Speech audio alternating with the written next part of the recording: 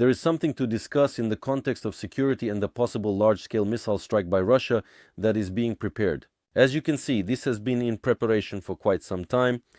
It has been in preparation for a long time for this reason, and why can't the enemy launch it earlier? There is an explanation for this. The fact is that the maps of the actions of the security service of Ukraine and the brilliant Operation Web were very seriously confused. Do you think people are forgetting about it and that we are supposedly just moving on? From one perspective, that's true. From one point of view, on the one hand. On the other hand, it must be said that despite everything, this special operation is now being actively discussed around the world, and global media are beginning to describe its details. And international intelligence agencies and special services are looking to the Ukrainian defense forces as an example in terms of execution. If even Elon Musk has written that the future belongs to drones, then what more is there to say? At this point, everything is basically clear. And now it is known that Russia is relocating its aviation. The most valuable aircraft it has are the Tu-160s. They are relocating these aircraft to the Anadyr Air Base, which is 6,770 kilometers from the Ukrainian border, but only 660 kilometers from the American border. It's paradoxical, but a fact. Russia claims to be defending itself from NATO, claims that the United States of America poses a threat to them, but notice where Russia is hiding its aircraft. They are hiding their aircraft strategically farther from Ukraine, closer to NATO, closer to the United States of America, perhaps because they hope that the United States will protect Russian aircraft from Ukraine. Well, that's the paradox, because Putin is currently unable to guarantee the safety of either their strategic aircraft or the airfields where they are based, or the air bases where they might be. In other words, Russia is basically just trying to protect itself in this way under the cover of the United States of America. That's one reason. There is a second reason. It is that literally the day before, the Ukrainian Defense Forces carried out a brilliant and successful strike on the Bryansk region, where units of the 26th Missile Brigade of the Russian military were based, preparing Iskanders, launchers, and missiles for launching ballistic attacks, likely targeting the Ukrainian capital. That is, as a result of the actions of our intelligence and the brilliant preemptive and preventive actions of the Ukrainian Defense Forces, this possible strike was essentially postponed and delayed. This is how our units operate.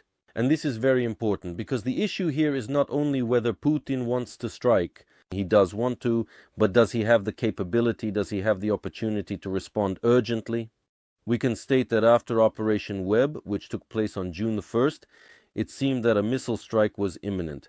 We all perfectly understand that Putin needs this both to reassure his own audience there and to appease his military correspondents who were raising a huge outcry in Russia because supposedly, well, not supposedly in fact, their airfields cannot be protected, their aviation is in danger, and they are facing enormous problems. So, in fact, we see that after this, well, now it's already the evening of June 5th, and Russia hasn't been able to do anything large-scale. Yes, unfortunately, they have carried out terrorist attacks on Kharkiv and tried to break through in the Odessa region. Kherson region was under attack. Unfortunately, that's true. But in terms of scale, in terms of making a big splash, as they put it, and showing something truly significant, they couldn't do it, including because of the preventive actions of our forces. So we can state that successful special operations by the Ukrainian Defense Forces not only delay enemy strikes, but also make them impossible and even ruin their plans. You see, after all, when the enemy plans attacks, they count on certain forces and resources. They count on certain missiles, they count on ballistic missiles, on cruise missiles, on Shaheds, and even on the same Aristec drones, of which there may only be 2, 3, or 4 units, maybe not more. And when something falls out of this chain, meaning a certain chain and sequence of actions is formed, certain means are used, we can already see this. And our intelligence, our units of the defense forces of Ukraine, analytical structures and services are thoroughly studying and already understanding certain plans and the nature of the enemy's actions. But in fact, the enemy is still counting on this, and when something falls out of this chain, well, essentially, it is necessary to reconnect, to reorient, to redeploy, to replan, and of course, all of this requires time. And this time is constantly, being taken away by our units, and at the same time they are striking the enemy. That's why these are brilliant actions that ultimately strengthen our defense capabilities and give us more capacity. And they show just how weak Russia is, how truly frightened Putin was. I can tell you, just notice that he didn't come out, he didn't appear in public anywhere on either the 1st or the 2nd of June. He didn't comment on the Ukrainian forces' attack on Russian airfields, and especially not on the Crimean Bridge. He delegated this to Peskov, and Peskov isn't even appearing in public. He's traditionally giving his comments as a voice recording for the media. This means that Putin really was frightened. I want to remind you that when the Kursk operation began, Putin convened the National Security and Defense Council, and it was clearly documented at the time. This is actually visible on video. For those interested, you can watch it again. Although I wouldn't recommend watching Putin, but I have to do it, of course, in order to analyze. So, at that time, when the video was recorded, it was noticeable how the Russian dictator's hands were trembling, how his voice had a shaky intonation, and how anxious he was as a result of what was happening. That's why this time he didn't appear at all. That's how it is. This throws a wrench in the works, it intimidates Russia, and Russia can't do anything except just ask Trump for protection, taking advantage of the possibility that maybe, just maybe, Trump really did help them out. Yes, an agent of the Russian Special Services. So in this way, this is simply about Ukraine's capabilities, about our potential, and about how effectively we use the forces, resources, and abilities we currently have in order to defend ourselves.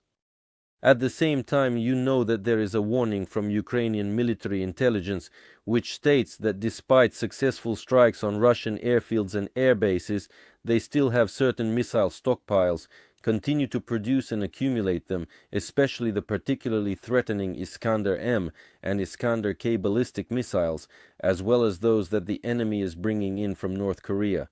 In particular, these are missiles such as the KN-23.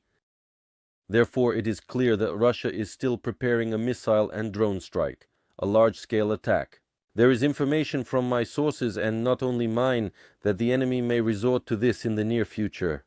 But again, perhaps they would have liked to do this earlier, but the strike on the 26th Russian Missile Brigade in the Bryansk region and the destruction of Iskander launchers and their missiles has largely neutralized and disrupted these plans. But the enemy is once again preparing. Let's see what kind of strike this might be. Still, despite everything, despite all the difficulties, the Ukrainian defense forces are also changing their tactics and approaches to the operation of our air defense systems in order to deploy more anti-aircraft drones to shoot down Shatters, and not only Shatters, but also other UAVs used by the enemy to strengthen our capabilities. In addition, Germany supports us, as do Britain, Norway, France, plus the F-16s and all the means that can be used to repel the air attacks of the aggressor state. And of course, they will be deployed. It is likely that the enemy may resort to striking the Ukrainian capital at the so-called center, the so-called decision-making center. But strikes on other regions cannot be ruled out either. You remember that when Russia once used the Orychnik, they struck the city of Dnipro, targeting Pivdenmash. At that time they struck, well, judging by the trajectory, obviously in a straight line. They wanted to test it and were themselves anxious about whether it would fly and whether it would fly as intended. There are also certain threats now, but the defense forces of Ukraine are working to repel them and, as we can see, are also taking preventive measures to counter them. So friends, stay vigilant and take care of yourselves. And there will be more than one special operation by Ukrainian forces to come. Summer has only just begun, and our defense forces of Ukraine already have such ambitious plans for it. So there is more to come. Subscribe to my channel. Don't forget to leave comments, like, and share this video. And let me remind you that despite everything, with confidence and God's help, we look and move only forward. Take care of yourselves, and glory to Ukraine.